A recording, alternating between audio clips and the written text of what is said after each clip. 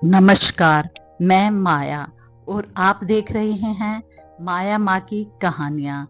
इस श्रृंखला को आगे बढ़ाते हुए सुने जीवन मंत्र। आज का हमारा जीवन मंत्र है, उत्साह के बिना जीवन नीरस है। जिन लोगों के जीवन में उत्साह नहीं होता है, उन लोगों का जीवन नीरस हो जाता है। ऐसे लोगों को किसी काम में आनंद नहीं मिलता, हर पल मन उदास रहता है।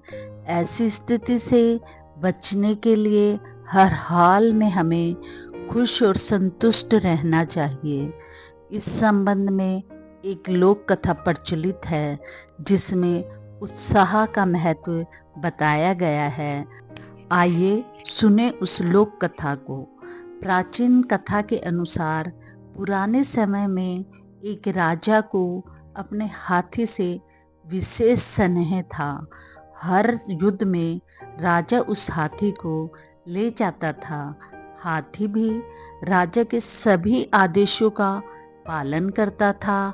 हाथी की मदद से राजा ने कई शत्रुओं को पराजित किया था, लेकिन समय के साथ साथ हाथी बूढ़ा हो गया था। अब वह अधिक तेज नहीं चल सकता था। इस वजह से राजा ने उस हाथी को युद्ध में ले जाना बंद कर दिया। राजा ने एक नया हाथी मंगवा लिया था। वृद्ध हाथी के लिए राजा ने खाने पीने की पूरी व्यवस्था कर दी थी, लेकिन इसके बाद भी वह उदास रहने लगा। राजा और उसके सैनिकों को लगा कि अब वृद्धावस्था की वजह से इसकी ऐसी हालत हो गई है। कुछ दिनों के बाद हाथी पूरी तरह से उत्साहहीन हो गया। एक दिन वह तालाब के बीच में पहुंच गया। वहां दलदल अधिक थी। तालाब के बीच में पहुंचकर वह उस दलदल में फंस गया। बहुत कोशिश के बाद भी हाथी निकल नहीं पा रहा था। हार मानकर वह वहीं बैठ गया। सैनिकों ने हाथी को फंसा हुआ देखकर राजा को सूचना दी। राजा अपने मंत्रियों के साथ तुरंत तालाब किनारे पहुंच गए।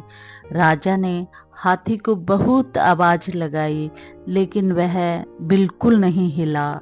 सैनिकों ने भी उसे निकालने की बहुत कोशिश की, लेकिन उन्हें सफलता नहीं मिली। तभी एक मंत्री ने राजा से कहा कि हमें यहाँ युद्ध में बजने वाले ढोल नगाड़े बजाने चाहिए।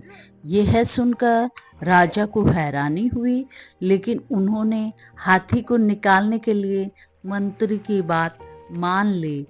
अब वहाँ ढोल नगाड़े बजने शुरू हो गए। जैसे ही ढोल नगाड़ों की तेज आवाज हाथी ने सुनी, वह पूरी ताकत से उठ खड़ा हुआ। अब उसने दलदल से बाहर निकलने की कोशिश तेज कर दी और उसे सफलता मिल गई। कुछ ही देर में हाथी तालाब से बाहर आ गया। यह देखकर राजा हैरान था। उन्होंने मंत्री से पूछा कि यह कैसे संभव हुआ। तब मंत्री ने कहा कि महाराज, मैं इस हाथी को अच्छी तरह जानता हूँ। यह आपके साथ युद्ध में जाता था। उस समय इसके जीवन में उत्साह था युद्ध जीतने का, लेकिन जब से आपने इसे युद्ध में ले जाना बंद कर दिया, तब से यह उदास रहने लगा। इसका उत्साह खत्म हो गया। आज हमने इसके सामने फिर से ढोल नगाड़े बजाए तो इसे लगा अब इसे युद्ध में जाना है। इसका उत्साह लौट आया और इसने पूरी ताकत लगा दी दलदल से निकलने में, और इसे सफलता भी मिल गई। अतः इस छोटी सी कथा से हमें यह सीख मिलती है कि जब तक हमारे जीवन में उत्साह रहता है, ये जीवन हमें बहुत अच्छा लगता है।